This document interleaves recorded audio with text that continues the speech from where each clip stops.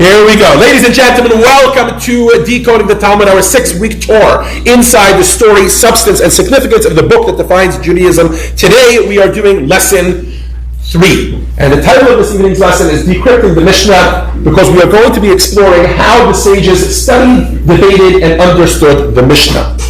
I want to take a moment for station identification to thank our 2 sponsors for this evening's lesson, Mr. Jonathan Gelman and Mrs. Joyce Wee. Thank you very much.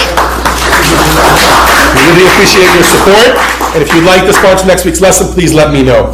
The reason this evening's lesson is titled Decrypting the Mishnah is for the obvious reason that last week we gave you a full history and even a taste of the Mishnah. Okay? And today we are going to be dissecting the Gemara. Remember, the 2 of them together make up what we call the Talmud. If you're in your book, you can open up to page 133 and you can see figure 3.1. You know what the Talmud is? That's the general name for this book, or whatever, the series of books, right, for this one.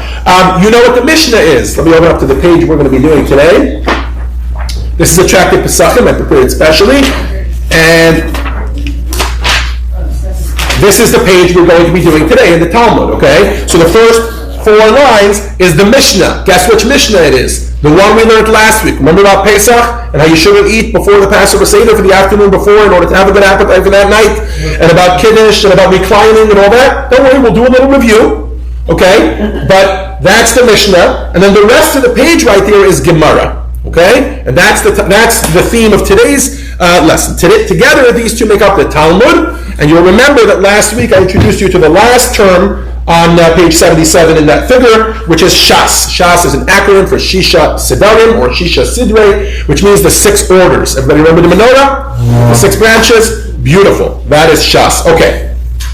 We're going to be tackling the Gemara the same way we tackle the Mishnah. Let me start off by giving you some basic facts. The first one is your first key term. It's on page 77, key term 3.1, and that is the people, the sages of the Talmud. Who are they? The sages of the Gemara. They are called Amoraim. Okay? Literally, this comes from the Aramaic word. In singular, it's Amora, and in plural, it's Amoraim. This comes from the Aramaic word Imra, which means to say. So these are the sages whose teachings are recorded in the Gemara. In other words, their sayings are recorded in the Gemara.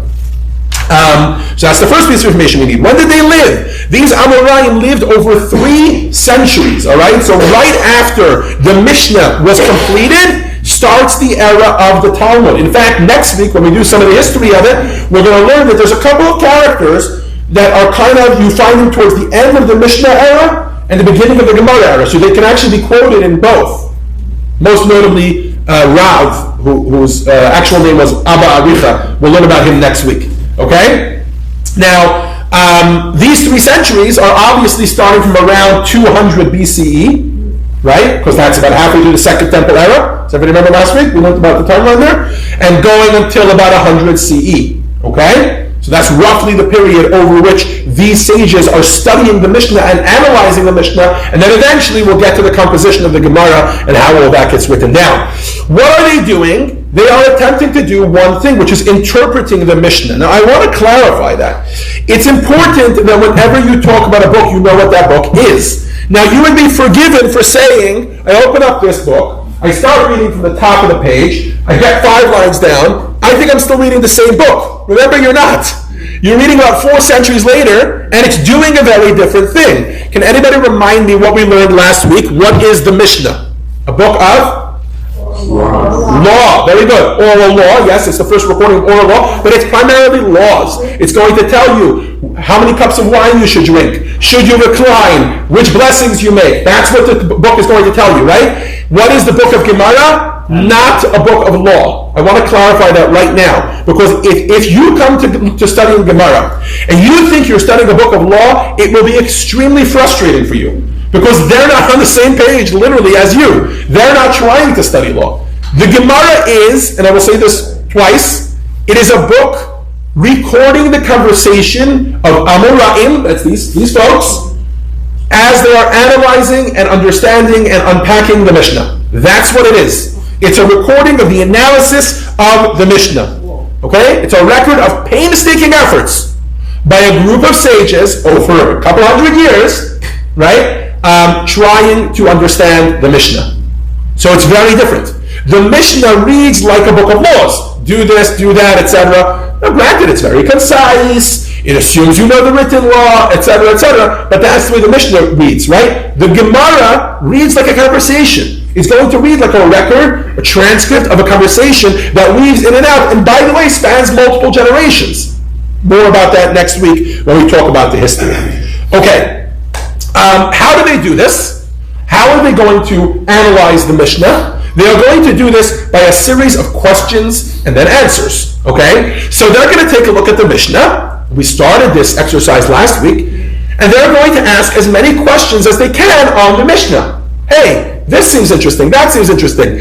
And it turns out that these questions are actually quite predictable. Why? Because every Mishnah will lend itself to a similar group of questions. Alright? Instead of me telling them to you, why don't I get you guys to say them? If you can turn your pages to page 78 and 79, here's what we're going to do. I'm going to ask Phil to please read for us the Mishnah that we learned last week. As a reminder, it's actually two Mishnahs. It's the first two Mishnahs of chapter 10 of Decrypting Pesachim, which is the theme of Pesachim. This is the Mishnah we are going to be unpacking over the next 90 minutes. So what I'd like to try to do is get you guys to ask some questions about it, okay? So as Phil reads, you already know what this Mishnah says. As Phil reads, I want you to zone in your glasses and try to figure out, what am I not understanding here? What more information do I want? What type of questions would I ask on this Mishnah? Phil, when you're ready. One must refrain from eating on the eve of Passover, from close to the time for reciting the Mincha prayers, until after darkness has fallen. Even the most destitute person in the Jewish nation should not eat unless he is required. He should not be provided with less than 4 cups of wine, even if he is being supplied by the public food bank. When they pour him his first cup of wine, according to Bet Shammai, he should first recite the blessing over the festival and then the blessing over the wine. According to Beit Hillel, he should first recite the blessing over the wine and then the blessing over the festival. Thank you, Phil. Raise your hand if you have any questions. Yes? Beit Hillel and Beit Shammai, they are contradicting each other, they're friends enough. Oh, that's a very good question. You're asking if they're friends or not. You're saying they're arguing with each other, right? Very good. That's going to be my teaser. At the end of today's lesson, we're going to talk about why dissent and dispute is so common in the Talmud. In fact, someone called me on the phone today, who was Tova Jane, right? And was asking me not just why it's so common, but why do they insist on preserving all of these arguments? Like, especially because sometimes you get the two different opinions and then they tell you this is the one you should follow. So why do you bother telling me about the whole argument? Good question. It's the last 15 minutes of today's lesson, or 5 minutes, depends how long it takes us to get through the rest of it. Okay. Any questions on the text here? Yes, Steve? Yeah, did they ever come to a final conclusion about that, say which one was... Which one is correct? Yeah. Good question. That's one question. Who do we follow? He gives us two, Beit Hillel and Beit Shammai. Which one do we follow? Yes, you're correct, it's Beit Hillel, but he doesn't say it in the Mishnah. So that's one of the questions that Gemara is going to have. Yes, Daniel? How big is a cup of wine? Very good. So you know we have to have 4 cups of wine. Can I just have 4 little shot glasses? Do I have to have 4 massive goblets like these? Right? How big do the cups of wine need to be? Anybody else? Come on, folks. You can't have understood everything. Yes, Larry? It says until after darkness has fallen. What is darkness? Okay. I mean, we could kind of see when it's dark, right? But I hear your question on the minute, right? Today you just open the calendar and you want to know how that works. You have a question? So these laws only depend if somebody's health is seriously affected. That means if somebody has to eat because they're fainting, then this doesn't apply, right? Oh, good question. In other words, the first law, which is you're not supposed to eat before Passover, how stringent is that? Like if I'm feeling very weak, or if I'm about to die if I don't eat, can I eat then? Good question. It's not a fast. And I guess that's basically your question. Is it like Yom Kippur level, not eating, right? Or is this like, we want you to have a good appetite, right? Good question. Anybody else? Yes, Tova Jane. Where in the Tanakh do we get the rule? We're in the Tanakh. What's the proof text?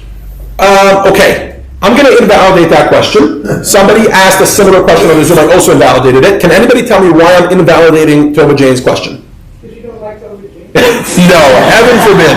No, not at all. Jesse, you have a reason why? Because it's written down. Thank you. Last week we learned that the Mishnah is the secondary text, the oral law to the written law. In other words, the Mishnah assumes that anyone who is studying the Mishnah knows the entire written law. That might not be the case, but if you don't know it, you have to go check it out. So that would be a question I would ask, just like you. You know, where's the origin of eating matzah in the Torah? But I would have to go look that up, or today I would Google it, or etc. But in other words, it's not a valid question so far as the Mishnah is concerned, because the Mishnah is considering itself the second volume. You know what it's like? It's like, hold on, it's like opening up the second volume of The Lord of the Rings or Harry Potter and saying, hey, I don't know who Frodo is. I don't know who Harry is. Okay. Well, go read volume one. Right now, we're just doing the examples of the Mishnah. Right, exactly. Yes, we're trying to appreciate what type of questions would be analyzing the Mishnah. Yes, Susan, last one. Why do we recline? Why do we recline? Yes, she knows we need to recline. It says so here, right? Okay, very, very good. What I want to point out to you is that some of these questions, and then I'll add some more in, fall to different types of categories of questions, okay? And I will say that for the most part, these were the lower level questions. The Talmud is going to take this deeper, and some of them I didn't even expect you guys to know, okay? Here's 5 of the questions that the Talmud asks specifically on this Mishnah. One of them is, why does this apply only on Passover Eve? That's what the Talmud asks on the first part of the Mishnah, where it says you're not supposed to eat the afternoon before the Seder. Why only on Passover? Why not the afternoon before Sukkot? Why not the afternoon before every Shabbat, etc.? That's the first question. This question is examining nuances in terminology. You said on the eve of Passover, don't eat until dark. Why did you only say Passover? Why didn't you say on the eve of any ritual meal? Right? So that's the type of question this is. And they'll always do this to the Mishnah. They'll analyze detailed nuances. This is like the sweater question. Everybody remember last week, the sweater joke? Right? What, you didn't like the other sweater? Right? That's exactly what's going on here. They're saying, oh, the eve of Passover? What about the eve of Sukkot? I'm not talking about the eve of Sukkot. Too bad. You said the eve of Passover, you meant the eve of Passover. So what about the eve of Sukkot, right? That's one question the Talmud will ask. Here's another question. What part of the Seder meal do we recline? I think that's similar to what Susan was asking. These are just inquisitive questions. You're giving me a new law, right? Recline at the Seder. When I'm eating the maror and I'm remembering slavery, I should lean to the left to try, right? Most probably not, but the Gemara is going to try and play out all of those details and those questions. Okay? You can see this, by the way, in figure 3.2 on page 80. That's where I'm going through this. The third question that the Gemara asks is contradictions. Okay? So this is something I did not expect anybody in this room to ask this question. But if you are a student who is living in the 1st century BCE or the 2nd century CE or whatever it is, right? And you're studying in the study hall, and somebody says this Mishnah, and because you're a student living then, and you've memorized a lot of the oral law, you know of 3 other Mishnahs that in your head don't line up with this one. They don't directly contradict, but you can see, hey, this one said like this one said like that, etc. Okay, so one of the questions the Talmud asks, and I know this is a point of very much curiosity to a lot of people, but we're not going to get into the details. I'm actually curious if anybody knows about this. Has anybody heard of the concept of pairs being Kabbalistically harmful to a person? Doing things in pairs.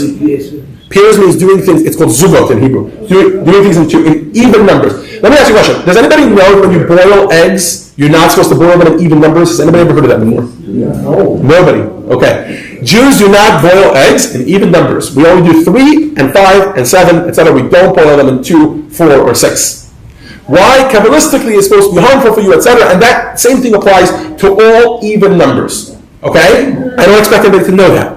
But if there's a Mishnah that tells us we shouldn't be doing things in even numbers, and then we have a Mishnah that tells us drink 4 cups of wine, that's a contradiction. Everybody with me? Oh, yeah. Okay. So again, not a question I would have expected you guys to come up with, but it is part of the genre of questions that the Gemara will ask to analyze it, which is, let me bring you from here, and let me bring you from there, and let me see how this lines up with that, etc. In other words, they're placing this Mishnah in the context of all the other Mishnahs that they know. Okay. Next question is Pshita. By the way, all of these have have Hebrew words, like almost sight words. And if you see that word in the Gemara, you know exactly what the Gemara is doing. This next one, which is called Peshita means it's simple. If the Mishnah said something, and I feel it's obvious, that's a valid question to ask in the Mishnah. Why are you telling me something that's obvious? Okay? So for example, on the third law in this Mishnah, it says that if someone is too poor to have 4 cups of wine at the Seder, the food bank has a responsibility to give him 4 cups of wine. Yes? Question, what does a food bank mean? Is it just food? They don't give soup and they don't give wine? No, they're supposed to provide for someone who doesn't have, right? Isn't that obvious that they would have to provide him with 4 cups of wine if he's supposed to be having that for Shabbat? Right? Go to any Jewish soup kitchen, and trust me, on Friday you come there and they're delivering Shabbat dinners. How would you feel if this past Friday you had ordered, Chabad was doing the Shabbat pickups, right? Basically, we did the Shabbat dinner pickups again. So imagine you had a Shabbat dinner pickup from Chabad, and you had a really rough week, and you're coming to pick up a dinner from Chabad, and they gave you challah, they give you chicken soup, but there was no wine or grape juice to make kiddush. Something would be off here, right? Of course, a Jewish soup kitchen should be giving you everything you need for whatever holiday or Shabbat is coming up, right? So this question is called Peshita. It's obvious. And the last one is, any time that there is going to, and nobody asked for this, by the way, this is an interesting one. You all saw a disagreement between Beit Hillel and Beit Shammai, and nobody asked me why. Why does Beit Hillel say like this, and why does Beit Shammai say like that? So anytime in the Mishnah there's going to be a disagreement, the Gemara is going to want to know why. Just why not? Everybody's just picking sides out of the hat. He says red, he says blue, why not, right? Like, I could say this one, you could say that one, right? We'll argue with each other. No. There's got to be a reasoning and a logic to why they're saying what they're saying, and we want to know what that is. Yes? Don't they also ask, say, forbidden exempt? When they're going through a law, if something, say, can a priest bury, go to a funeral? Mm-hmm. They're always using, asur and oh, that's terminology they'll use, but that's more laws. But it's always forbidden or exempt. Yeah, but that's not a question that they would ask. That would be, is it forbidden or is it exempt? Sometimes they'll be trying to piece it out. Is it forbidden or is it exempt? Yes? Really good question. So And this is going to be the last one. We'll move on. Yeah. Who takes precedent? The Beit Shammai or the Beit? Somebody asked that already. Who is the halacha? Who does the halacha follow? That's a very valid question. Good question. No, it's a very valid question, and that's something that the Talmud is going to want to know. It's one of the first questions we're going to answer. Okay? All right. So, we are just about ready to dive into the Gemara and to start to actually analyze this Mishnah and see some of these questions come out. I want to tell you something. We are not going to have time to do all of the questions that are on the screen. Every one of these could be a page and a half of Gemara. We're only going to do 22 lines today, okay? And honestly, it's only going to be an hour, but an hour and a half, that would be, in yeshiva terms, that's very, very quickly to be doing 22 lines, okay? Let me just throw that out there. Today we are going to be doing this one. Why does this apply only on Passover Eve? Which is a textual nuance in the Talmud. In the Mishnah. And the second one we are going to do is, what's the reasoning between the two opinions? Okay? That's the two analyses of this Mishnah that we're going to be doing in the Gemara's words. Are we ready? We're going to start with the last one. Yes, you heard that last question. Is there ever a time that they just agree, like, oh yeah, I think the same thing? Oh, sure. But then you won't get two names. If you think about it, the whole beginning of our Mishnah, the first 3 statements are that. You bring up a very good point. I don't know if I've used this word yet, but in English, they call Rabbi Yehuda Hanassi, the one who made the Mishnah, they don't call him the compiler, they don't call him the editor, they don't call him the author. They usually call him the redactor. Anybody ever heard that word? He redacted the Mishnah. The reason is because he took lots of more material and redacted it down to what it is. So Yehuda is absolutely correct. We're soon going to find out, by the way, that the first statement in our Mishnah about not eating on the afternoon before Passover is actually a disagreement. And Rabbi Yehuda Hanassi chooses one opinion and goes with that opinion. Is everybody with me here? So that's the answer to your question.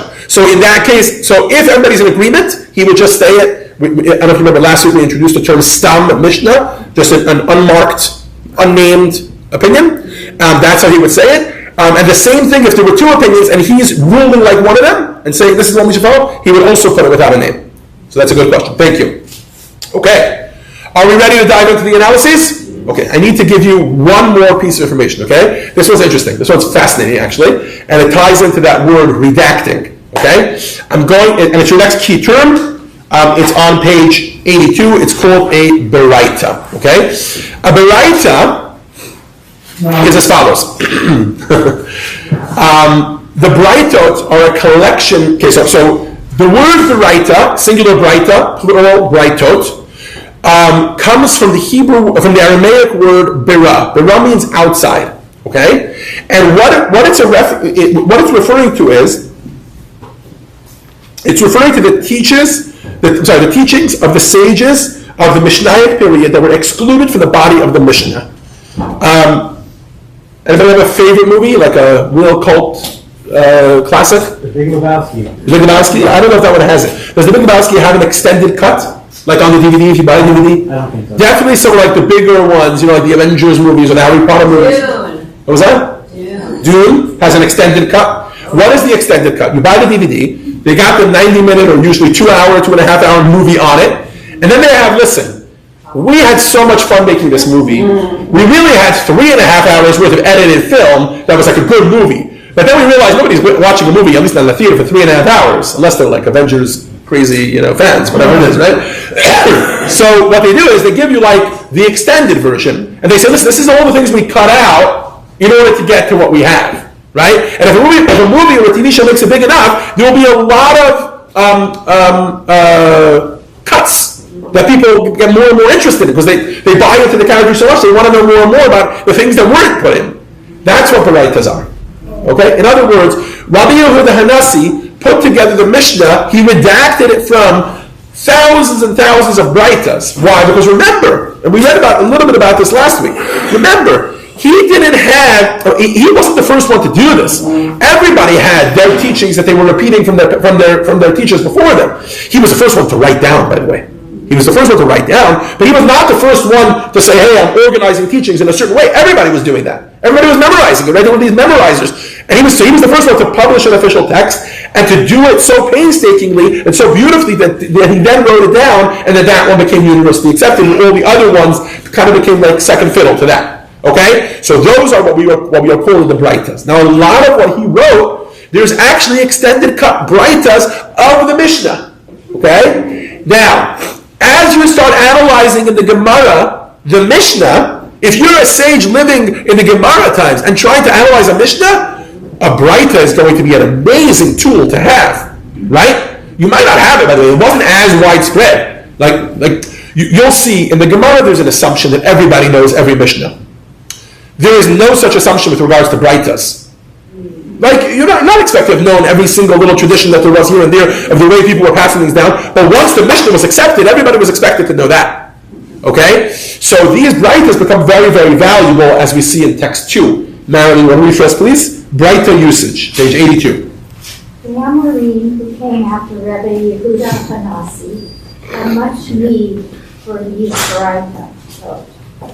The braitot helped them extract many profound ideas that were recorded in the Mishnah in extremely succinct language captured in hints and broad statements.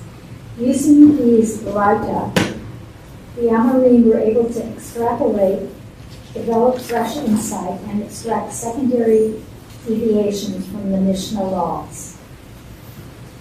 Thank you very much, Marilyn. And how do you know when the Gemara is quoting a braita? There's actually sight words. How does that work? So these braitas are going to be very helpful, and you will notice that anytime the Talmud, the Gemara, is quoting a Mishnah, they will use the word tanan, which means we taught. That's a Mishnah. It's very well known. Anybody who's in the study hall is expected to know it. A braita starts with the introductory word Tanya. Has anybody ever studied Tanya before? The book Tanya? Yes? The reason the book Tanya, the Hasidic book Tanya, is called that is because it opens up with the Alter Rebbe quoting a braita.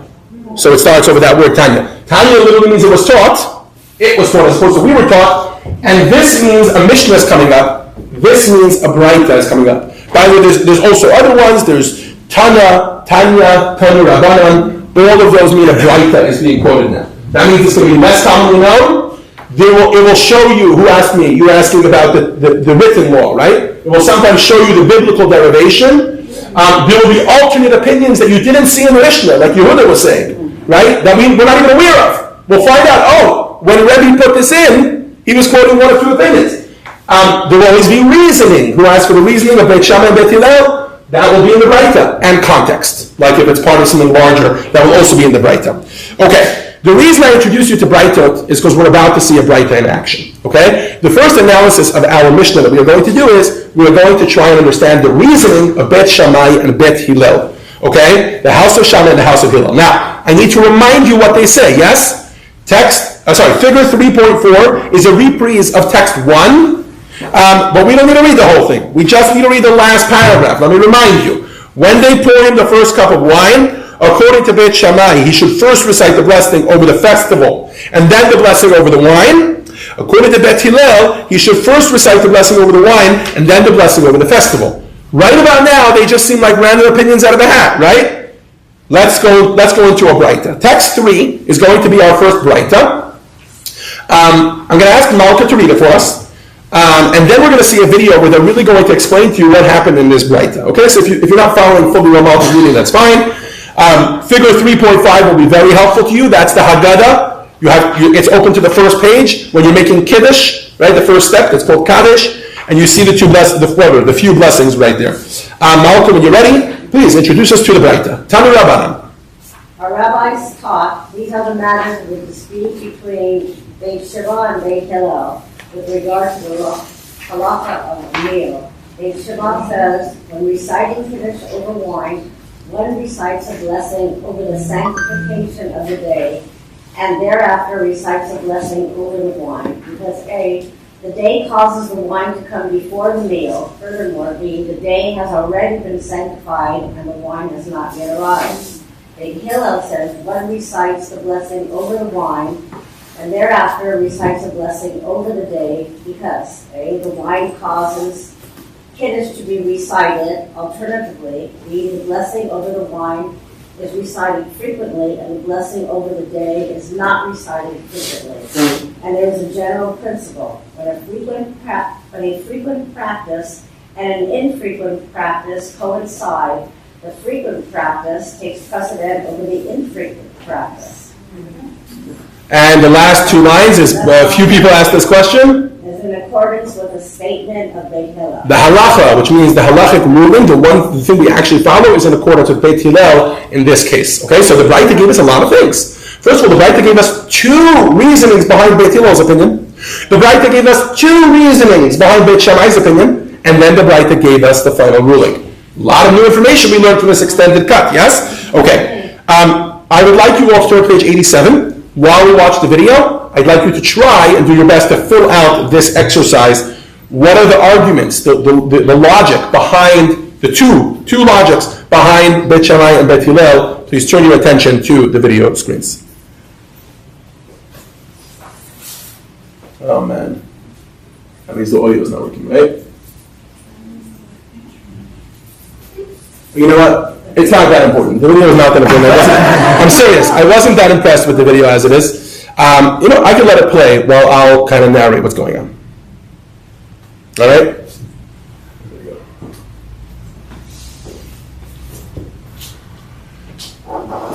So, we start off remembering that everything in this world deserves a blessing. No matter what's going on, it deserves a blessing. We thank Hashem for everything that we do, and there's a specific order in the way that we bless that. Okay? So the light of the menorah has its way that it's done. Kiddush on the Passover night also has its way that it's done. They pull up the Kiddush text for you. That's your figure in the book, figure 3.5. And they're showing you that there's 4 different blessings that you make as you go through it. The first blessing is Borei Pri Hagafen. That's the wine blessing.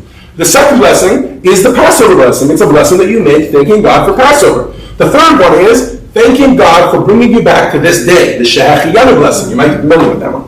The fourth one is an optional one. If it's Saturday night, we make Havdalah, ending Shabbat and thanking God for Shabbat and the difference. Okay, beautiful. These are the 4 blessings. The question is, which order do we make these blessings in?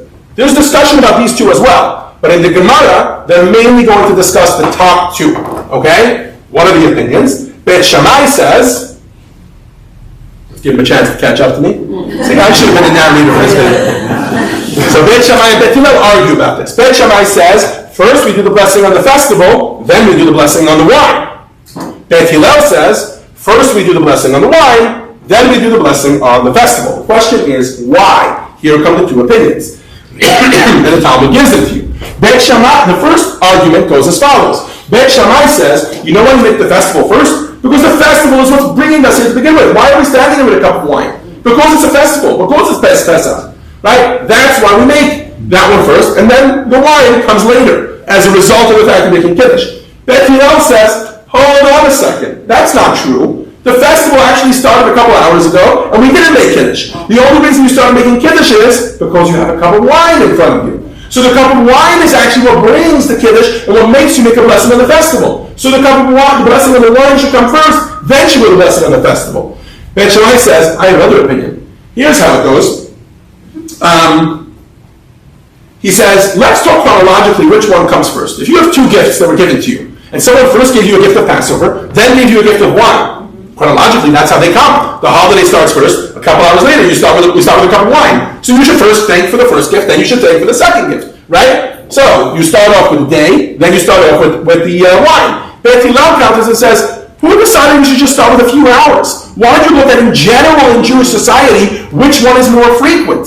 And this is where he introduces the rule of frequency. What is the rule of frequency? The rule of frequency says that if you have two mitzvahs, and one of them is more frequent than the other, you always do the one that's frequent first. Take the example of Talit and Tefillin. Which one is more frequent? We put on Talit every single day. No matter whether it's Yom Kippur, Sukkot, during the week, on Shabbat, you're wearing tefillin or you're not, you always wear talit for a man when you pray, right? Tefillin, on the other hand, is only on a weekday. So when you put on a talit and tefillin, which one do you do first? Talit first. Why? Because if you have two things, you go with the one that in general is more frequent. Says Beit Hillel, which of these two is more frequent? We drink wine all the time, right? Not matzah, right? Not the holiday. So why don't you start with the wine, which is more frequent, then go on to the... So if you want to talk about chronological frequency, the wine should win again, right? In this way, you ended up with two opinions for each side. And the Braita ends off, B'halacha kebeit Hillel. The law follows Beit Hillel, that we always begin with a cup of wine and make a blessing on the wine. As most of you know from making Kiddush, you start off Savri Maranam, Baruch Atah Hashem Elokeinu melech haolam, Borei Pri Hagafen, and then you'll continue. So you thank God for the wine, and then you continue to making a blessing on the day. So if you're in the figure, the exercise on page 87, exercise 3.2, you'll be able to put in the different reasonings for the argument. Beit Shammai's first argument for putting, remember, the day first, is that the wine is only drunk because we are celebrating the holiday. Beit Hillel's opinion in that first argument is the Kiddush could not be recited without wine. So it's the wine that brings the Kiddush. Right? In other words, they're arguing philosophically about what brought us here to make the Kiddush. Is it the day or is it the wine?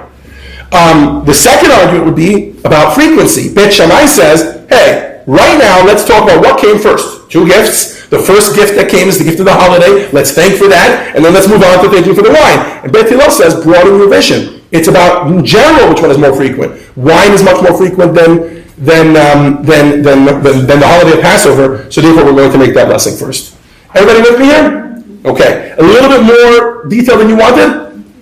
Yes? Good. That's good. That means the Gemara is working. And if you think that was a lot of detail, wait till we get to the next one. Right about now, hold on, Evan. Right about now, many of you are probably wondering why we preserved this machloket. The Braita seems to say very clearly that the law follows Beit Hillel. And Rabbi Yehuda and Nasi knew that. So why would he put the argument in the Mishnah and then also include the ruling? No patience? At the end of the class, we'll get to that point.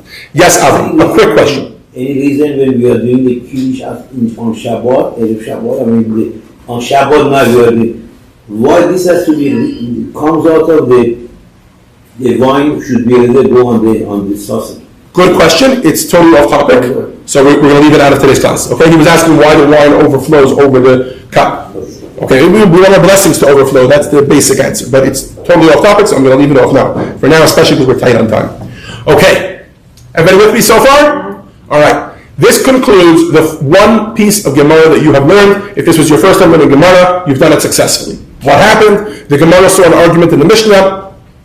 Beit Shammai, Beit Hillel, two different opinions. The Gemara said, hold on, bimai kamiflagi. That's always the question. What are they arguing about? And you can't just answer and say, oh, they're arguing about the order of the blessings. No, the Gemara is asking deeper now, right? What is the logic behind the argument? The Gemara found a Braita that explained it, quoted the Braita, then even told you who the halach is like.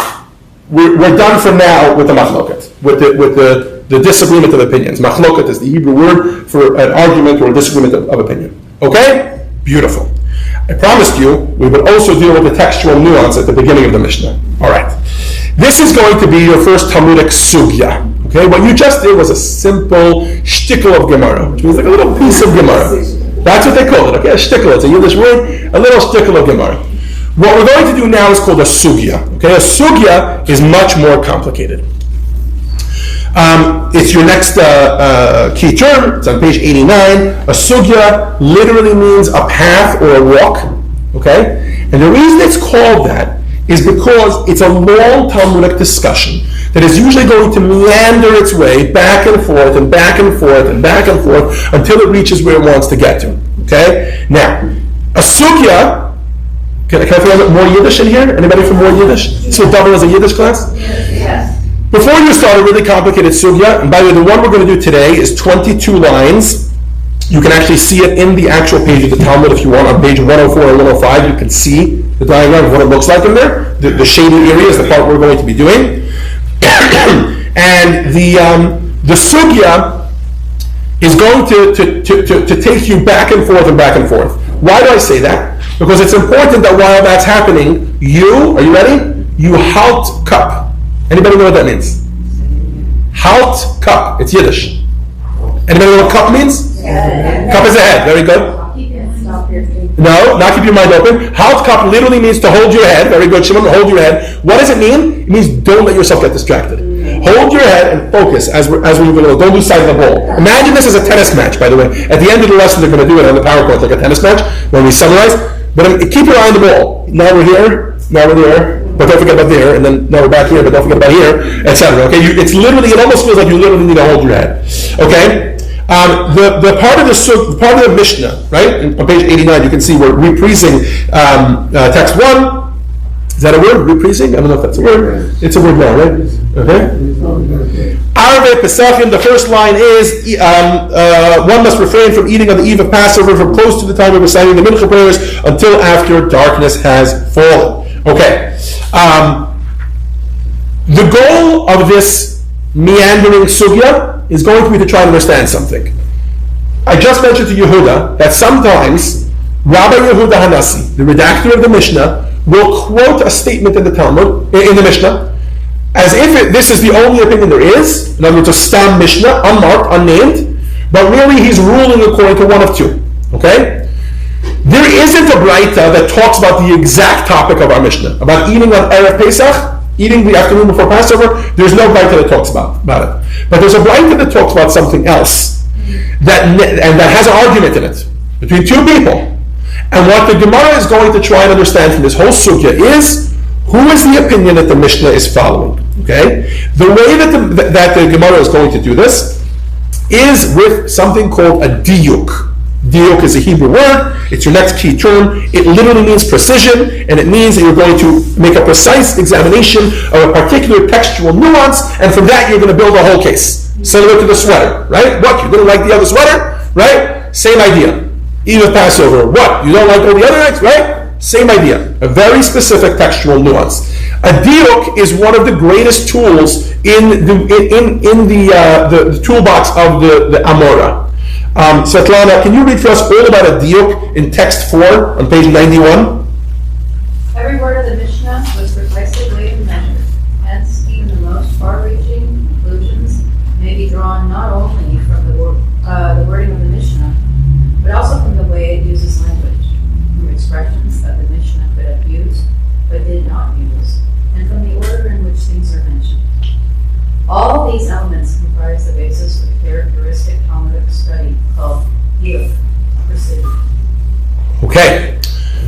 I want to remind you of a few things right now, okay? Because we're really about to dive into a sugya, but I need to prepare you for a few things, because you're all Americans and live in America and probably haven't opened up a Talmud much in your life.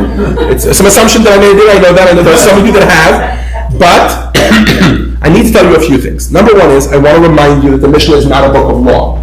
As I said at the beginning of today's lesson, I'm going to say it again. The sugya is not a meandering path trying to get to the answer of what is the law. Remove that from your brain. Okay? In other words, it's not about the destination, it's about the journey. Because the Gemara is not a book of law. So then we need to ask ourselves, what question is the sugya attempting to answer? Okay? And we need to learn that right away. So, we know the diuk, the precision question, is going to happen on this paragraph. Beautiful. What is the precision? We know that we have a law that we don't eat on Friday afternoon, on Erev Pesach afternoon, the day before the Seder in the afternoon, we don't eat from the time of the Mincha prayers, from close to the time of the Mincha prayers, until the afternoon is forward. Why? To whet our appetites for the matzah. Okay? When does this begin? At the Mincha hour. Okay? I don't want to get too complicated here. For simplicity's sake, the Mincha hour begins about 2.5 hours after sunset, after 2.5 hours before sunset. I don't want to complicate things too much, but just to give you an idea, the Talmud doesn't work with regular hours. They didn't have clocks back then. The way the Talmud works is with something called sha'ot zmaniyot. Basically, you take from sunrise until sunset, which, believe it or not, is not always 12 times 60 minutes. You take that time, you divide it in 12, and whatever that number is, that's the amount of time your hour is. Okay, so let's say it's 45 minutes or 53 minutes, whatever it is. That's your hour. And now you can go with the 9th hour of the day, the 3rd hour of the day, 2.5 hours before sunset, etc. But for our purposes, let's just assume that 6 o'clock is sunset, and 3:30, which is 2.5 hours before sunset, is when mincha time is. Okay? All right. What is the diuk? The diuk we all know already. We learned it a few times already. The diuk is, it says one must refrain from eating on the eve of Passover. Right? And the question is, what about Shabbat and other festivals? Can I eat on a Friday afternoon? Can I have a nice snack? Can I sit down to a meal at 5 o'clock in the afternoon when Shabbat comes in at 5:30 and not have such a whetted appetite for the Shabbat dinner? Right? Can I ruin my appetite, as your mother would say, right? Can I ruin my appetite for the Shabbat dinner or not? Okay? In other words, does this law apply to the other ones? Now, as we prepare to dive into the sugya, I am going to prepare you by making 2 huge reminders. Okay? Number 1, in order for this to work, in other words, in order for you to really, even if you're not on board with the premise, you need to commit to the bit. What do I mean by that? You need to commit to the fact that the Mishnah was written in a very precise way and was weighed every single word by Rabbi Yehuda Hanassi and his colleagues. Because you're going to find yourself thinking, so he wasn't exact in his words, what's the big deal? Even if you don't feel that's accurate, and we can have that conversation another time, it's important for you to understand that every single Amora in the Gemara believes that. They believe that every single word of the Mishnah is exact. So if it says you're not allowed to eat on the afternoon before the Seder, it means the afternoon before the Seder, and not on Tuesday, and not on Wednesday, and not on Friday, and not on the afternoon before Sukkot. In other words, the words were used super exact. Now, if that happens here, okay, if I'm talking to Steve, and Steve tells me, hey, let's meet up for lunch tomorrow at 3 o'clock, right? And Steve comes every morning to Minyan at 6:30 a.m. And I say, hey, Steve, let's meet up for lunch tomorrow at 3 o'clock. And then the class ends, and we leave, and Steve says, hey, see you at 3 o'clock, right? Because he's a regular human being, I cannot infer from that he's not going to be by Minyan tomorrow. Right? In other words, I can't say, oh, he said, see you at 3 o'clock. That means he won't see me tomorrow at 6:30 a.m. He means in the context of our conversation about lunch, see you tomorrow at 3. But he might be here tomorrow at 6:30 a.m. too. Not with the Mishnah. With the Mishnah, if the Mishnah says, see you at 3 o'clock, it means see you at 3 o'clock and no other time. Okay, so you need to be able to commit to that bit, number 1. Preparation number 2 is, I want to remind you about what we said in lesson 1. In lesson 1, we spoke about the fact that even when something is not so earth-shattering, okay, it's still a huge deal because we are bonding with God. Does everybody remember that? Okay.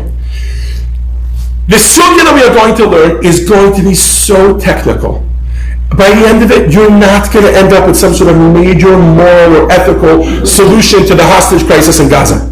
Okay, you're not. And we could have chosen that, by the way. Trust me, the Talmud discusses it. We also could have chosen, are you allowed to perform an abortion at this point or at that point? We could have chosen, are you allowed to own a gun or not own a gun for self-defense? Are you allowed to kill somebody else for self-defense? And these will be earth-shattering questions, and the Talmud does deal with them.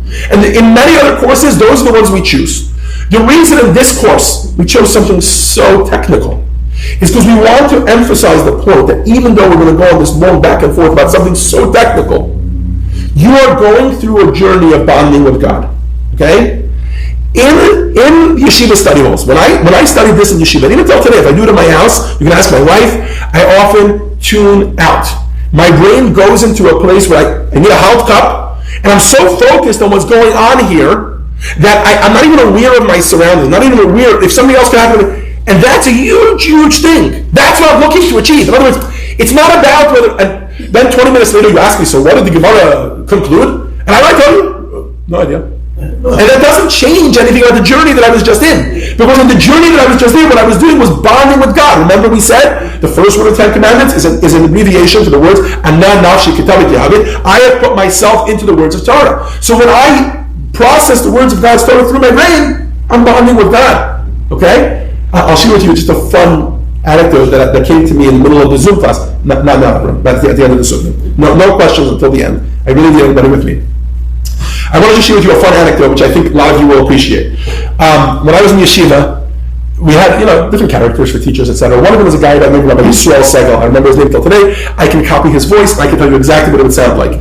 And we knew how you could push his buttons. Okay? And one of the ways you could push his buttons is if you were in the cafeteria and you brought from the soda machine, you brought a Coke, and you came walking into the Zal, into the yeshiva study hall, and you sat down to study Gemara or Chassidus or whatever it is, and you had the can of Coke in front of you, he would shriek from the other side of the room, Rivkin! Du Meter, du geht lernen Teure, du geht auch in der Karte von Coca-Cola, don't never deal. He would say, you think, Rivkin, you think you're going to be able to sit here and you're going to be able to study and get fully involved in the Torah, and you have a can of Coke here? Right? Now, right about now, many of you are thinking, whoa, you're so extreme. Take it easy, man. Right? Give me a break. I want a cup of Coke like that. I can actually have some caffeine and stay awake while I'm studying, etc. But there's a semblance of get involved, be in the process. That's the whole purpose of this process, of this whole endeavor. This whole exercise is in order for you to get involved, right? So the less slumped back in your chair, the less can of Coke and I don't know, a nice drink with an umbrella in it or something, the less of that attitude you have, and the more fully invested in it you are, the more the bonding experience with God is going to be. Even though you're discussing that tiny little technical thing. Okay? What is the technical question of the Gemara here? Okay, so I made my two preparatory remarks. We're ready to dive in. Over the next 30 minutes, you may lose me. That's okay. Try to hold on as much as you can. What is the question the Gemara has? The Gemara has a simple question. The Mishnah made a statement, which is that on the afternoon before the eve of Passover, you're not allowed to eat. Right? You're supposed to stop eating for about 2.5 hours in order to whet your appetite for the Seder. The Mishnah did not say anything about Shabbat and the rest of the holidays, but the Gemara is going to produce a Braita that does. And there's going to be two different opinions. And the problem is, none of those opinions are going to match up to the Mishnah. Let's see. Marsha or Tova Jane, one of you want to read for us, please? Text 5, which is step 1 of our 6-step sugya. Tova Jane? Oh, Marsha? Okay. Text 5? Yes. You'll notice by the way it starts with the two Hebrew words, my area, which means, why did he choose this one specifically? Right? Why this sweater, not the other sweater? Go ahead. Why does it specify the eve of Passover? Even the eve of Shabbat and other festivals also trigger this prohibition. We learned in a variety of things. Yes, it is. One should not eat on the eves of Shabbat or festivals in the time of Mincha. Watch it correctly. Mincha, yes. Okay, go ahead. And onward, so that one enters Shabbat or the festivals with an appetite. This is the opinion of Rabbi Yehuda. Conversely, Rabbi Yossi says that one may continue eating until it grows dark. Okay. The Gemara has done a few things here. First of all, the Gemara has started off with the textual nuance that we've discussed a few times. My area, why does he say only on the eve of Passover? What about Shabbat and other holidays? And the Gemara gives you some background. Pulls out its next tool from the toolbox, a Braita. What's the Braita? It's not the Braita of this Mishnah, it's discussing a different topic. It's discussing Shabbat and holidays. The problem is, holidays here is left ambiguous. It doesn't say Passover, it doesn't say Sukkot, it's all holidays. Shabbat and all holidays. And here, there's a disagreement. What is the disagreement? It's on the wall behind you, and this is our big problem. May one eat a meal, okay? According to Rabbi Yehuda, on the eve of Passover, on the eve of Shabbat, and on the eve of other festivals, no. According to Rabbi Yossi, on the eve of Passover, on the eve of Shabbat, on the eve of other festivals, yes. What is our problem? Does anybody see any of these two opinions that our Mishnah can fit into neatly? Not based on the textual nuance. Remember, we had a diuk. Our diuk told us that our Mishnah is saying, before Passover you're not allowed to eat, before Shabbat and other holidays, knock yourself out. That's none of these opinions. So here is the quest of the Gemara. This is the problem we're putting on the table. And this is step one of the 6-step sugya that we're learning. By the way, there's a sugya, Yerushalayim Midas, that's 15 steps. Okay, so this is a really simple tennis match, if you will. Whose opinion is our Mishnah? Okay, so we need a solution. Whose opinion does the Mishnah follow? Text, okay, the exercise you see in front of you on page 92 is going to come up over and over and over again. Exercise 3.3. You'll see it. It's 3.3, then 3.4, then 3.5, then 3.6, over and over again the same exercise. Each time we're going to fill in these 4 boxes slightly differently, because they're going to change, and we're going to attempt to match it up to our Mishnah. Okay? All right. The problem we have at the table is, whose opinion does the Mishnah follow? Because according to Rabbi Yehuda, it seems across the board no eating on the afternoon before. According to Rabbi Yehuda, according to Yossi, it seems the law is no eating, yes eating before on the afternoon before. Okay. So the first person to suggest an answer, this is step 2 of our 6-step sugya, is Rav Huna. What does Rav Huna suggest? Mark, if you can read for us, please, text 6. Which one? The Mark system. Page 93. Page 93. Okay. This distinction. No, Mark Schneider.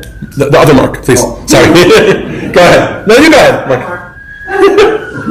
Rav Huna said this distinction between Passover and Shabbat or the other festival is necessary for Rabbi Jose, who said, one may continue eating until it grows dark.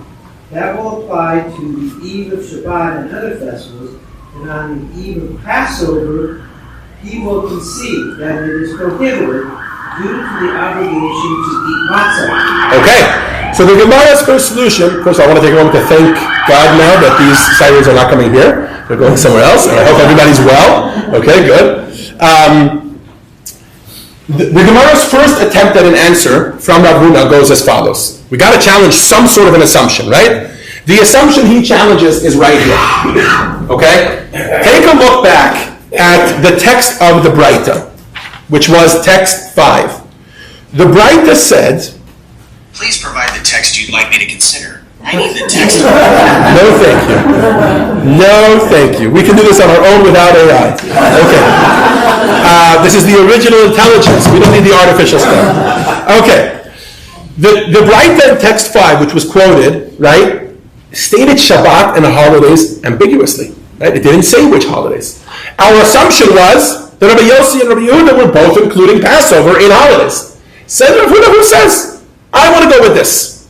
Let's say that Rabbi Yossi was not including Passover in his general holidays and Shabbat. When he says holidays and Shabbat, you're allowed to eat the afternoon before, he's talking about the other holidays. Passover is the one exception. Why? Good question. The Gemara deals with it later. Because matzah is a biblical mitzvah. It's not just a nice Shabbat dinner. It's an actual mitzvah to eat matzah, and you're supposed to eat it l'teyavon. That it should be, it should have a good appetite. You should be excited for it. By the way, he's actually right. Matzah is not a very exciting food, honestly. But by the time you get to that part of the Seder, you're like so excited to have matzah, right? So it's actually a valid point. Okay. So Rav Huna's point is, he says, let's change this one. Let's try. Okay? We'll see soon if it stands. In other words, let's say that Rabbi Yossi says, I'm okay with you eating the afternoon before any Shabbat or holiday, but Passover not. If that's the case, then now we have an opinion that our Mishnah could be. The Mishnah can follow Rabbi Yossi, right? Okay, beautiful. So far, the Mishnah follows Rabbi Yossi. Let's say we can pack our bags and go home. We got to where we wanted to get to, right? Not so fast. Rav Papa has a different answer. By the way, this is a figure the second time, exercise 3.4. If you want to fill it in, you can fill it in. Okay, beautiful. Rav Papa challenged.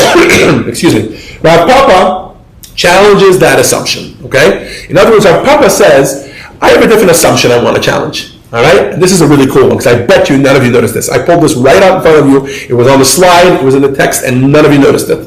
There was a difference between the Mishnah and the Brisa.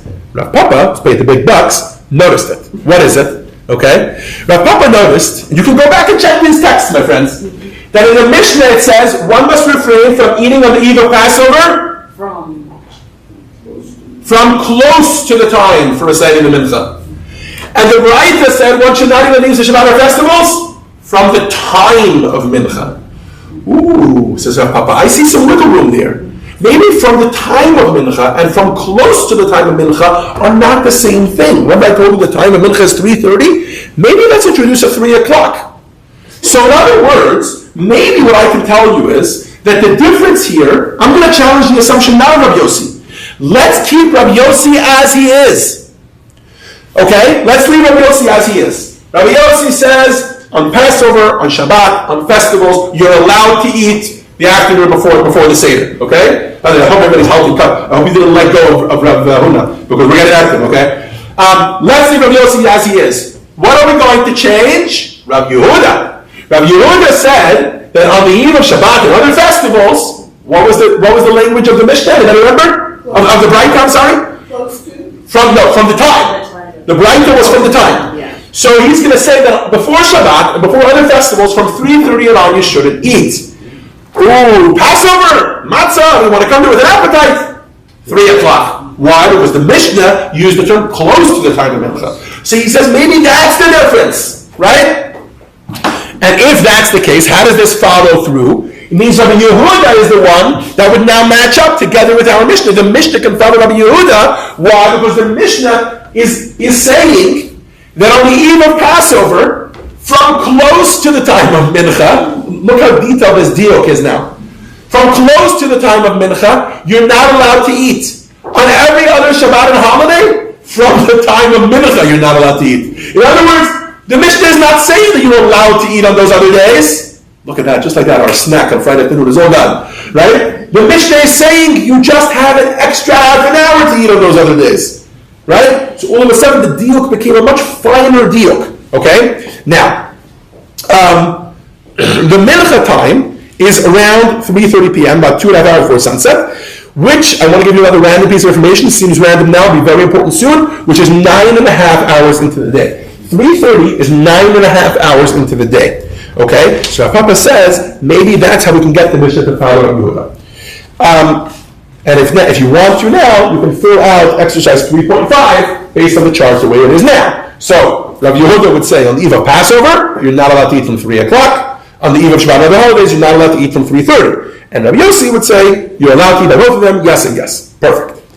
I want to pause. I want to just show you what just happened now, okay? So, in other words, you might not have held cup, but as we went back and forth, but I want to show you what just happened, okay? There was a puzzle on the table. There was a diuk puzzle. What was the diuk puzzle? Based on the diuk that we made in the Mishnah, it didn't match up with the Braita with any of the two opinions. So come, and those are all Tanaim, right? There's a Tana in the Mishnah. There's two Tanaim. These are Mishnaic sages, right? There's a Tana in the Mishnah. There's two Tanas in the Braita. It doesn't match up to any of them, right? Came two Amoras, Rav Huna and Rav Papa, and they tried both ways. Rav Papa said, let's challenge our assumptions about Rabbi Yehuda. And by challenging his assumptions, we may be able to wiggle it out and it'll fit. Rav Huna said, let's challenge our assumptions about Rabbi Yossi. Maybe by challenging our assumptions about what he holds, we'll be able to get it to fit with the Mishnah. Now, if you were talking about Steve Muller here, sorry Steve, I'm like throwing you under the bus here. But if you were talking about Steve Muller here, you'd say, whatever, he said 3 o'clock, but he'll see you tomorrow at Minyan, and that's fine, right? But you're talking about Tanaim, and the Tanaim were very, very careful in the way they phrase their sentences, especially the way Rabbi Yehuda Hanasi quotes them. And that's what allows us to make these very, very nuanced diukim. Okay? Beautiful. Everybody ready for step 4? Is anybody ready for step 4? No questions, not right now. We need to hold this. Is anybody ready for step 4? Here's what happens. We have Rav Huna, we have Rav Papa. The last one we had was Rav Papa. Rav Papa made a distinction between 3 o'clock and 3:30, remember? Mincha time or close to Mincha time. Text 8 is the Gemara says, hold on, we have a new Braita. We found a new Braita, and this Braita is actually going to take away your ability to differentiate that. Yehuda, you want to read first, please? Text 8. Okay, Larry? You can pass too. Number 8? Yes, text 8. Okay, but The second Braita. is it the case? Is it the case that on the eve of Shabbat, eating is permitted in proximity to the time for mincha? Surely we learn the contrary in a Baraita. One may not eat on the eve of Shabbat or festivals from the 9th hour and onward, so that they enter Shabbat with an appetite. That is the opinion of Rabbi Yehuda. However, Rabbi Yossi maintains that one may continue eating until it grows dark. Thank you very much, Larry. What happened here? Let me just clarify. Something very, very simple happened here. A fellow comes into the Beit Medrash, and he says, you've been quoting a Braita, and the Braita said from the time of Mincha, right, which you assumed was 9.5 hours into the day. You made a very careful analysis of a Braita. That would be good if this was the only Braita. He says, I have a different tradition. I heard the same Braita, but I heard it slightly different. Instead of it being time of Mincha, close time of Mincha, it said from 9 hours into the day. The problem with 9 hours into the day is that is close to the time of Mincha. The time of Mincha is 9.5 hours into the day. 9 hours into the day is close to the time of Mincha. In other words, what he's just done is he's taken away your ability to differentiate between Rabbi Yehuda. We were saying, this is the one benefit I have on Zoom. On Zoom I can take like a circle and make it. We were saying that the difference of Rabbi Yehuda is Rabbi Yehuda would differentiate between Passover and other holidays by saying in this one is 3:30, this one is 3 o'clock, this one's 3:30. This one's 9 hours into the day, this one's 9.5 hours into the day. But because of the Braita that we just quoted, the Braita says very clearly it's from 9 hours into the day. So that means Rabbi Yehuda hold that Shabbat Eve, the prohibition is from 3 o'clock, just like on Passover. So there's no difference between Shabbat and Passover. If that's the case, you have to go back to saying that the difference is, that the assumption of Rabbi Yossi was wrong. That Rabbi Yossi would believe, did I lose you all right there? Okay? So you have to go back to say that Rabbi Yossi was the one when he said that on the eve of the holidays, in a general term, right, you're allowed to eat beforehand. He wasn't talking about Passover. So we're back to the Mishnah going according to Rabbi Yossi. Okay?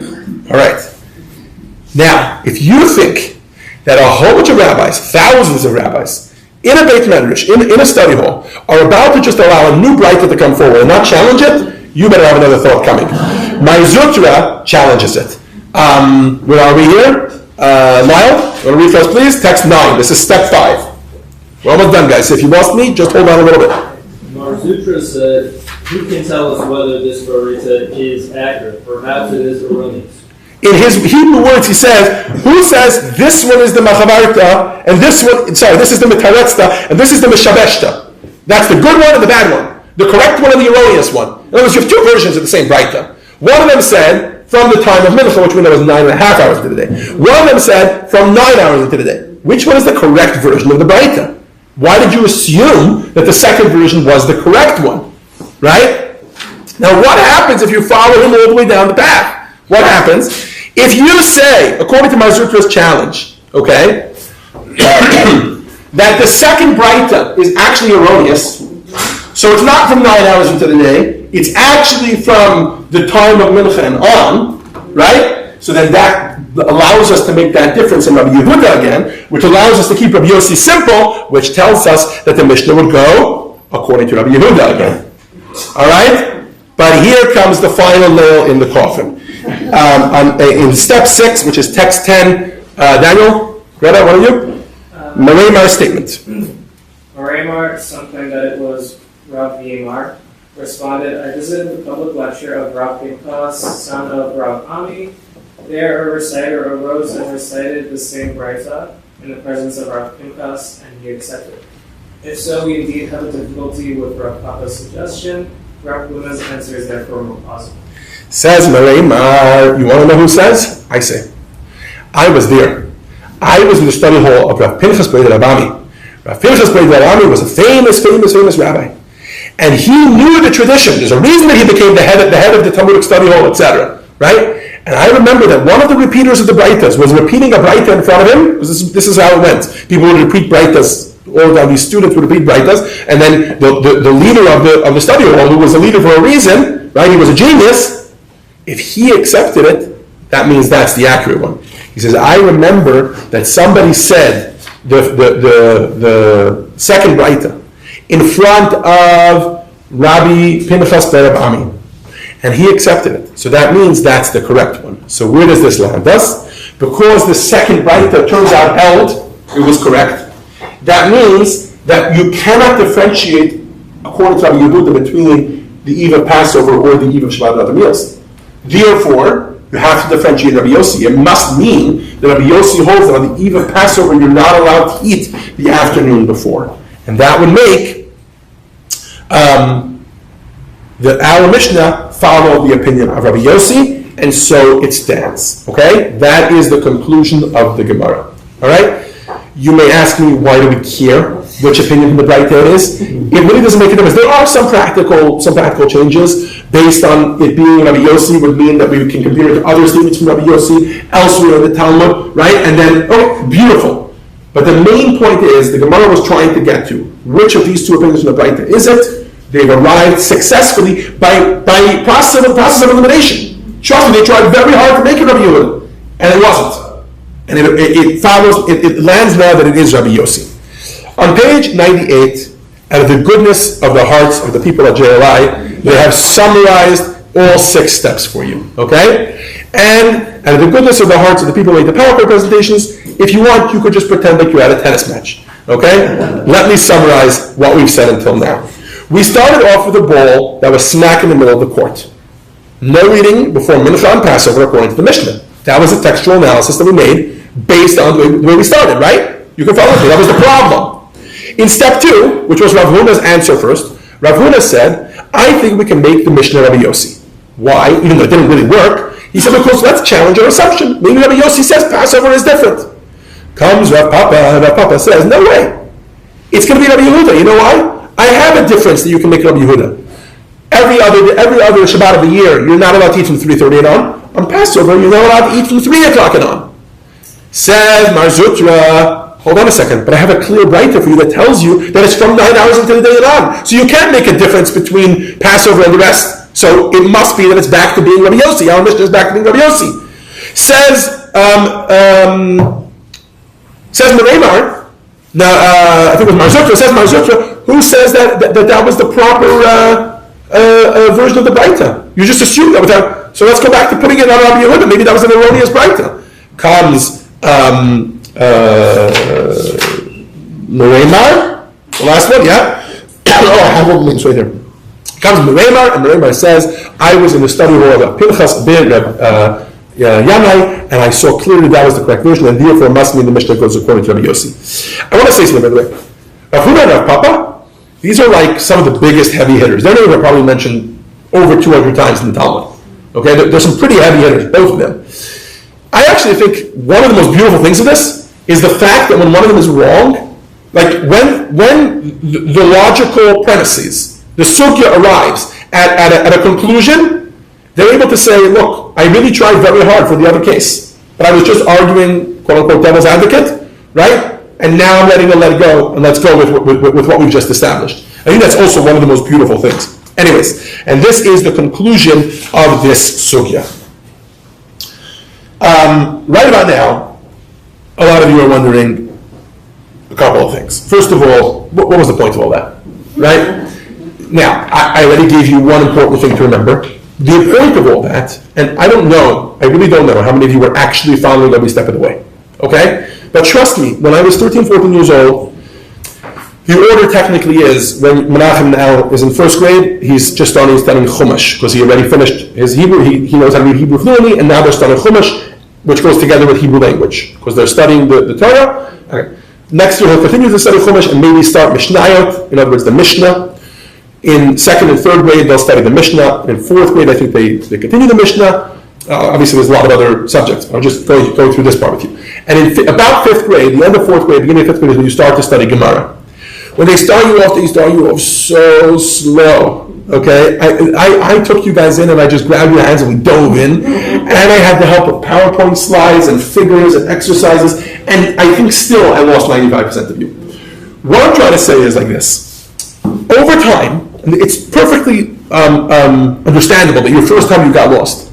Like just to give you an example, the first time we studied Gemara, I'll never forget this. We had a song about it. It went like this.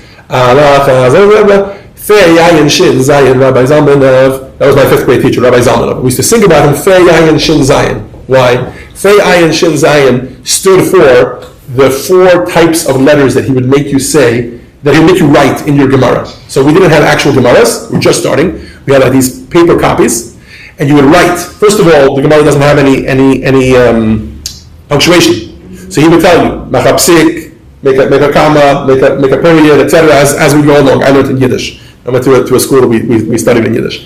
And you put commas and periods and question marks, etc. as you go through. We would also put these 4 letters. Fei stood for Frek the Gemara, which means the Gemara asks. That's how you knew there was a question coming up. In other words, he knew already how the Gemara was operating. But he was trying to teach us the skills, right? Ayin means Enfret the Gemara, which means the Gemara is answering. Shin means Shlot up the Gemara, means the Gemara refutes what it just answered. Right? And Zayin means Zak the Gemara, it's a statement. The Gemara is saying, passively. My point is that we used to do this painstakingly slow and go through it and understand each step as it goes along. And you would still lose track of the ball as you went along. And that was okay, right? And I don't know that we were any less bonded with God then than I am today when I can follow the ball as it goes along, back and forth, back and forth. Imagine a sugya that has 15 steps, right? And there are different levels of bonding. In other words, you can be sitting sometimes with the Gemara. Just because I said I had a teacher who was upset about it, doesn't mean you don't find people sitting on poolside and studying Gemara. You do find people like that. But trust me, they're not fully in it. They're not fully dead. I mean, I guess you could be, but like, the more connected you become in it, the more you delve into it, the more you're with it along for the journey, the more that bonding experience is. In other words, the goal is to lose yourself in the game, in the puzzle, in the logical analyses that we're doing of the words of the Mishnah. Why? Because remember what we're doing here. The Torah is the written word of God, right? That's not where you bring anything to the table. You can't change the written word of God, right? The Mishnah is the first, and today really the only, recorded version of the oral tradition as was passed down from Sinai. So if you can do Gemara, if you can actually do Gemara, in other words, if you can get into a place where the only thing you're doing now, right? We all know that none of you are present here 100%. You're all like 80, 85, and maybe that's even me flattering myself, right? Well, whatever, I don't know. Maybe you're thinking about I want a tea before I go to sleep, you know? I'll come home, maybe I'll take a nice long shower, or whatever. Like, everybody's thinking about a few other things, right? But the more you can get involved in this process, the more you can lose yourself in the process of trying to understand Torah, the will and wisdom of God, that in and of itself, what was the Russian words, Jonathan? Bogomolitia, I think it was, is a divine service. Is that the words? What does Bogomolitia mean? Bog is God, and Molitia is to pray. It's to pray. It's a divine service. To study Talmud is divine service. It's not about getting somewhere. You're not trying to figure out a law. You're trying to lose yourself in the intellectual process of trying to understand God. So, and that's the real benefit, what you just did in the past 45 minutes. And that's why I am so thankful to the JLI, and you guys are not, but I am very thankful to the JLI that they chose this benign technical sugya. Because if they would have chosen one that was about a hostage situation, trust me, you all would have been with me. If I would have said, well, based on Rabbi Yossi and Rabbi Yehuda, the hostages should be killed, and whatever it is, right? And based on that, the hostages should be saved at whatever expense it is. You guys would have been with me every single time, right? But I would argue you would have been distracted. You would have been thinking much more about where the conclusion is currently than about the actual intellectual process that's getting you there. And the goal really in Torah study is to get lost in the journey no matter what the topic is. And I think that that's what we're trying to show you here. You have successfully made it through the most difficult part of today's lesson and the most difficult part of the entire course. If you got it, great. If not, that's fine. I want to give you what I promised, which is like this. I'd like to ask a simple question. We did 2 analyses of the Gemara today. Number 1 was giving you the reasoning behind Beit Hillel and Beit Shammai. That was the simple one at the beginning. And the second one was trying to figure out whose opinion this is, Rabbi Yehuda or Rabbi Yossi. Beautiful. The common denominator between both of them is the machloket was preserved. The disagreement was preserved. For some reason, till today, we're still discussing Beit Hillel and Beit Shammai, right? One of my favorite things to do is to go look up old presidential hopefuls. Like, who was the guy, Dale, we can't even remember his name, right? No, I think his last name was Dale, no? Bob Dole, yeah. So first of all, you guys were alive then. I don't think I was even alive then, or maybe I was very young. But here, like those people's names, they get forgotten into oblivion. Why? Rightfully so. You tried, you went for it, whatever. Maybe if you made a career in some other element of politics, great. But for the most part, the person who wins and the person who sets policy for the next 4 years and is in the White House, etc., that's the person who everybody remembers, right? That's not how it works in Talmud. Why? Why do we insist on preserving these disagreements? Disagreements, I would argue, is felt the pun? Anybody caught the pun? Disagreements, I would argue, are a necessary evil. We don't like that. Oh, you caught it the second time. They're a necessary evil. We don't like disagreement. So why would you preserve it for eternity? Right? That's what I'd like to try to answer now. The answer to that lies in text 11, which comes to us from the Talmud in Eruvin. Steve, when you're ready. Words of the living God. Okay. For 3 years, Beit Shammai and Beit Hillel argued. These claim the halacha is in accordance with us, while these claim the halacha is in accordance with us. Okay. Then a heavenly voice emerged and declared, these and these are both the words of the living God. And the halacha is in accordance with Beit Hillel. Steve, you understood what you just read? A heavenly voice comes down and tells us like this. There's two opinions. Both are the will of the living God. First of all, I don't understand how both be the will of the living God. One guy is saying it's red, one guy is saying it's blue. They're both the will of the living God. Okay, whatever. I'll suspend that for now. And then the next part of the heavenly voice's statement is, but we follow the opinion of Beit Hillel. So they're not both the will of the living God. Beit Shammai was wrong. Why can't you just say it straight up? Why don't you just tell me Beit Shammai was wrong? The answer is because Beit Shammai was not wrong. What this Talmudic passage is trying to tell you is that, yes, it's true that we need to have a halacha. Does anybody remember what the English translation of halacha means?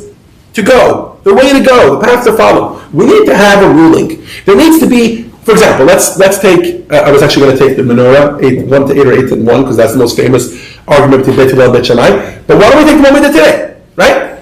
The Kiddush blessings. You can only do it one way. You can either do the Hagafen, the blessing on the wine first, or you can do the blessing on the day of Passover first. You cannot do it. You cannot have it both ways. You got to choose one way to go. But it's also important to remember that that's only because we as human beings in the physical realm, we need one option to follow. But actually, within the spiritual realm, two things can be true at the same time. It can be two perspectives of the same thing. Think about it, by the way. Even not the spiritual world, when you think, even just in the world of ideas, two things can be true at the same time, right? Let me ask you a question. Who's right, Beit Shammai or Beit Hillel, when it comes to their logic? In other words, Beit Shammai said, the day brings Kiddush, right? Beit Hillel said, the cup of wine brings Kiddush. Who's right and who's wrong there? They're both right. They're both right. It's the day that brings Kiddush, and it's the cup of wine that brings the Kiddush. Right? So it turns out even in the world of ideas, they're both right. Now you can't do both. So you need a practical way to go with it. Now if you go back to the spiritual world, that's even more true. If you take these ideas and you remove them from their practicality, and instead you look at them in their abstract, you look at them in the way they exist in the world of the spiritual, it's way beyond that. Okay? And I want to give you a very practical application of this, of where you see this in a real way. In order to do this, I'm going to introduce you to one more disagreement between between two opinions. And that is Rabbi Yehuda and Rabbi Shimon. Text 12, Mark Schneider. Can you read those, please? Text 12. Okay. So just for context, we're back to the laws of Passover. Now we're talking about how to get rid of your chametz. Chametz, for those of you that are not familiar, is leavened bread, the opposite of matzah. You're supposed to get rid of all of it the morning before Passover. How do you get rid of it?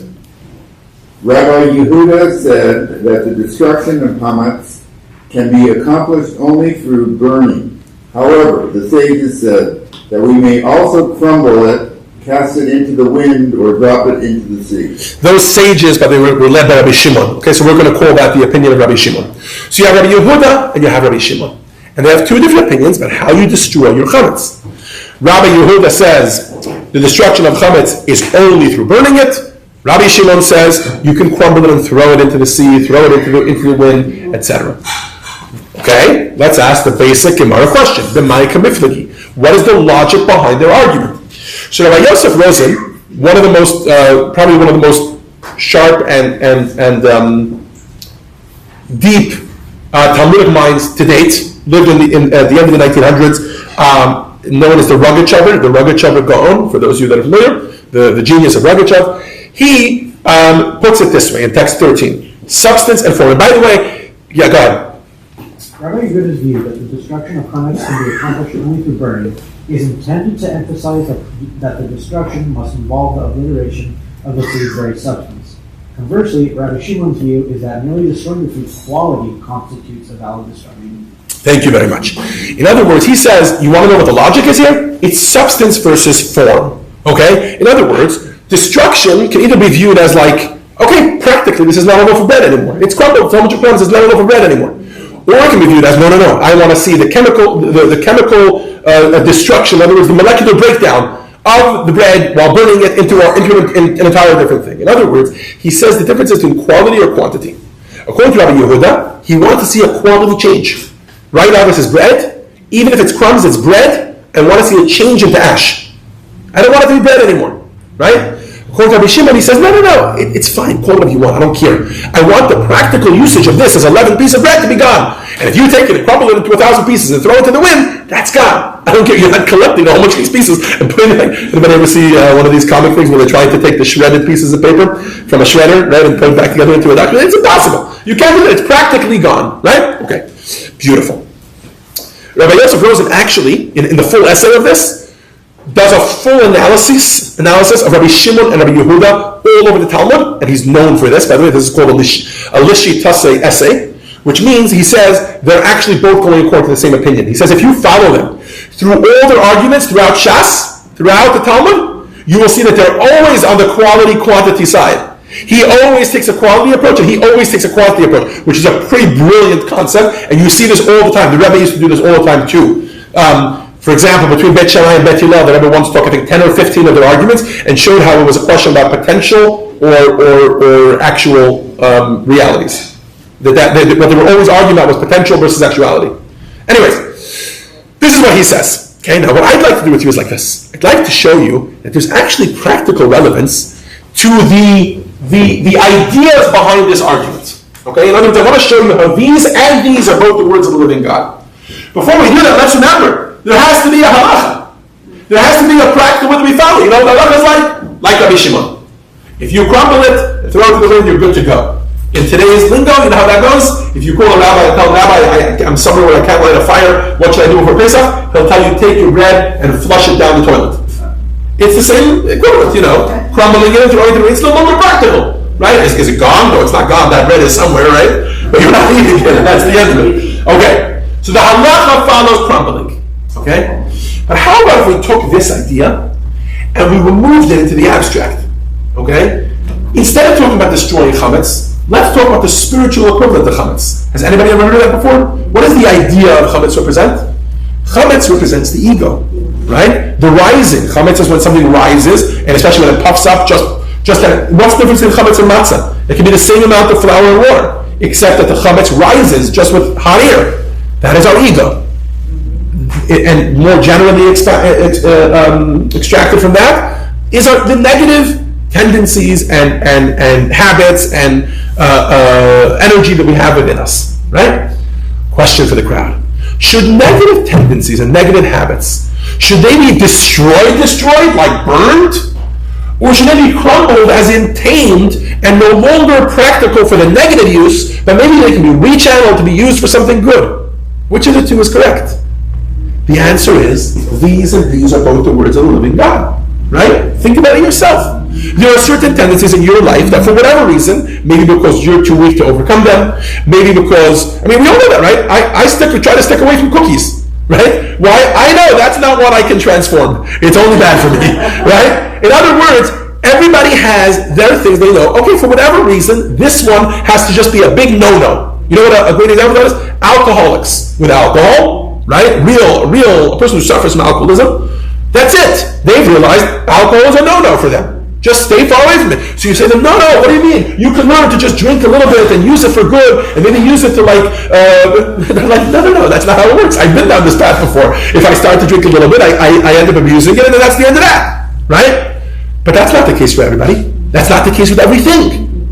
Think about, for example, peer pressure, right? If you have a teenager who's hanging around with criminally minded people, and sort of gang activity or whatever it is, there's a lot of peer pressure, etc. What's the advice to him? Cut them out of your life. These people are toxic for you, right? But if you're a therapist and you're seeing people that are criminals or that have bad tendencies, etc., you decide to cut them out. No, the opposite is true. You should be in a mature position where you can actually, and there's ways to do that, and therapists will tell you what they are, etc., right? That you can actually have a positive influence on them. In other words, crumbling is not always the right approach. Neither is burning.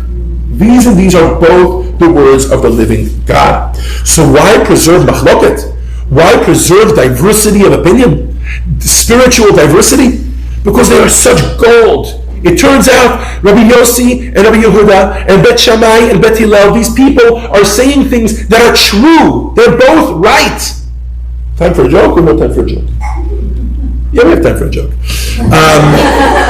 There's a guy who comes in the study, or he comes to the rabbi and he asks him a question, the whole complicated question, etc. And he comes to him and he presents the whole case, and the rabbi says to him, you're right, yeah, that's the right opinion. And he comes back to his study partner, back to his table. That's the way it works in the yeshiva. It's just like a table up in the front. But the rabbi sits and you come and you ask your questions and you go back.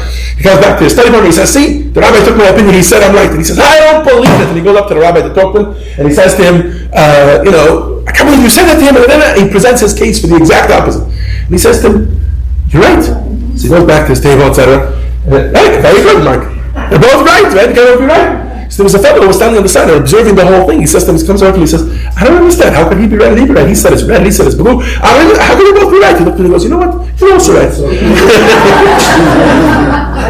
In other words, why would we want to get rid of spiritual diversity? They're both right. They both are bringing very valuable ideas to the table. The way that we just translated this disagreement into the spiritual is such valuable information. And every single disagreement in the Talmud can be done that way.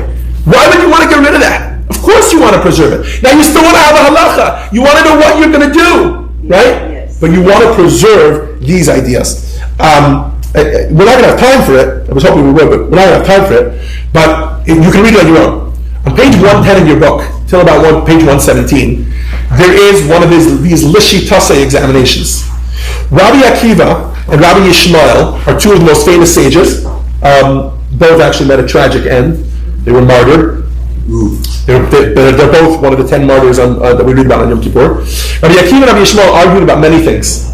And in the essay that there is back there, we go through 5 different disagreements, and it turns out that when you boil it down to it, they're all about the same difference of opinion. What is that difference of opinion? Judaism, as we know, has a godly element to it and has a human element to it. And the question is, which takes dominance in Judaism? The argument can be made both ways. Now, here's the really cool part. They give you a biography and a spiritual biography of each of these sages. And basically, it turns out that based on their spiritual DNA, if you will, they were always leaning in a certain way. In other words, they served God a certain way. And that's why any problem that they had to puzzle out, they always puzzled it out the way that their soul experienced it. I think that's a pretty beautiful thing to see in spiritual diversity in this way. So I think this tells you a little bit about, A, why the Talmud is full of disagreement. Why? Because first of all, these people care about these things. It's not just they care about these topics because it's the will of God.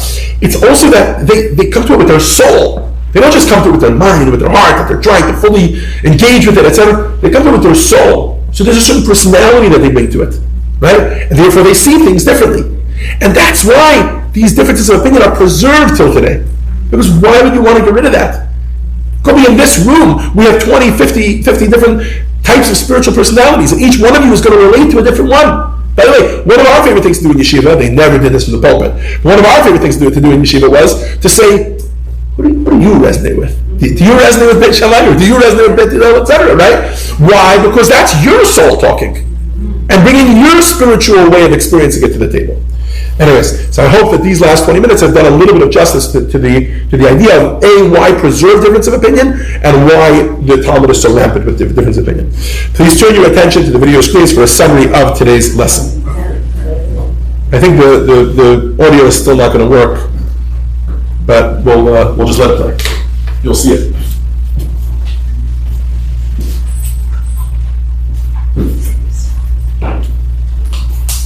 So the first point we made is that the Gemara is the essential companion to the Mishnah. It is not a collection of laws, but a documentation of the Amoraim's effort to understand and expound upon the Mishnah. The second point we made was the Gemara engages deeply with the Mishnah, posing critical questions regarding its laws to uncover deeper understandings of the halachic ideas. Number 3, Braitot are critical resources for the Amoraim's efforts to interpret the Mishnah. These texts provide essential context, explanations, and additional perspectives that help clarify, expand, and deepen the understanding of the Mishnah. Number 4. In Talmudic study, the precision, which is the Hebrew word diuk, of the Mishnah text is of great importance. Students are taught to carefully consider the exact wording of the Mishnah and to explore the implications of every word choice. Number 5. Significant effort is invested in resolving even seemingly minor points of ritual law, fueled by the realization that each halacha is an opportunity to connect with God. The detailed study reflects a deep engagement with the divine will. Number 6. The Sugya in Tractate Pesachim explores the prohibition against eating prior to the Passover Seder to determine whether a similar prohibition extends to the eves of Shabbat and other festivals. Number 7. Halachic views that are not accepted as final law are nevertheless considered the words of the living God, legitimate expressions of the divine will that contribute to a richer understanding of Jewish law. And finally, number 8. Alternative but non-binding halachic views provide valuable guidance for personal and spiritual growth. For example, a dispute regarding the destruction of chametz prior to Passover reflects the question of how to deal with negative elements in our lives. Thank you all for joining us for Lesson 3. This has been Decrypting the Mishnah, and I look forward to seeing you all next week for Lesson 4, to create the Talmud. If you, just a little heads up, if you felt that this week was a little bit much, next week's a lot slower and less intellectually brain-breaking. Next week we're going to do the history of the Talmud and how the Talmud eventually got recorded. In other words, today we did an example, a taste of it. And next week we'll do a little bit of actual study, a little bit of the history of the Talmud and how it came to be. All right, thank you all for joining us.